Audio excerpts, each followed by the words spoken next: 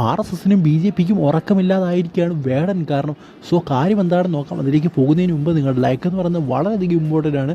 So എല്ലാവരും like ചെയ്തിട്ട് video കാണാൻ ശ്രമിക്കുക. എന്തായാലും എങ്ങനെയെങ്കിലും കുറച്ചധികം സീറ്റ് കേരളത്തിൽ പിടിക്കാം, ഒരു 3-4 സീറ്റെങ്കിലും എക്സ്ട്രാ പിടിക്കാം എന്ന് നോക്കുന്ന സമയത്താണ് വേടൻ്റെ ഇത്തരത്തിലുള്ള സ്റ്റേറ്റ്മെൻറ്റ്സ് ഒക്കെ പുറത്തേക്ക് വരുന്നത്.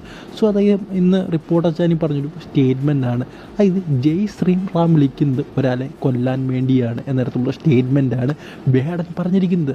സോ ഇത് എന്താ പറയുക, RSSനെ വലിയ രീതിയിൽ തന്നെ എന്താ പറയുക തെറ്റിദ്ധരിപ്പിക്കുന്നതും അതുപോലെ തന്നെ അവരെ എന്താ പറയുക അവരുടെ കുരി പൊട്ടിക്കുന്ന തരത്തിലുള്ളൊരു സ്റ്റേറ്റ്മെൻ്റ് ആണ് എന്ന് തന്നെ പറയണം.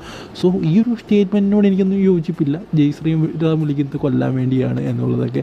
അതുപോലെ തന്നെ അവരാദ്യമേ നെഞ്ചത്തടിക്കുന്നത്, ഒരാളുടെ നെഞ്ചത്തടിക്കുന്നത് ക്രിസ്ത്യാനികളുടെ മുസ്ലിമിൻ്റെ ഒന്നുമല്ല ദളിതൻ്റെയാണെന്നൊക്കെ എടുത്ത് പറയുന്നുണ്ട്. അതുപോലെ ഇതിന് അടി കിട്ടിയ സംഭവങ്ങൾ.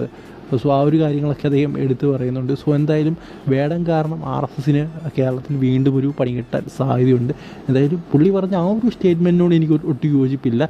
പിന്നെ ആവശ്യമില്ലാത്ത ഈ ഒരു മതപരമായിട്ടുള്ള രീതിയിലുള്ള RSSൻ്റെ അല്ലെങ്കിൽ BJPയുടെ അപ്രോച്ചിനോട് കുറച്ച് എതിർക്കുന്നൊരു വ്യക്തി തന്നെയാണ് ഞാൻ. പക്ഷേ ജയ് ശ്രീറാം വിളിക്കുന്നത് ഒരാളെ കൊല്ലാൻ വേണ്ടിയാണ് എന്നുള്ള കാര്യങ്ങളൊന്നും ശരിയായിട്ടുള്ള കാര്യമല്ല. സോ നിങ്ങളുടെ അഭിപ്രായം കമൻറ്റ് ബോക്സിൽ പറയുക. പിന്നെ വേടന് നിങ്ങൾക്ക് അറിയാവുന്നൊരു കാര്യമാണ്, RSS അവരുമൊക്കെ ആയിട്ട് ചെറിയൊരു ഒരസലുണ്ട്. അതിൻ്റെ കൂടെയാണ് അദ്ദേഹം ഇവിടെ പറഞ്ഞിരിക്കുന്നത്. നിങ്ങളുടെ അഭിപ്രായം കമൻറ്റ് ബോക്സ് ഉറപ്പായിട്ടൊന്ന് പറയാം. അടുത്ത വീഡിയോയിൽ കാണാം.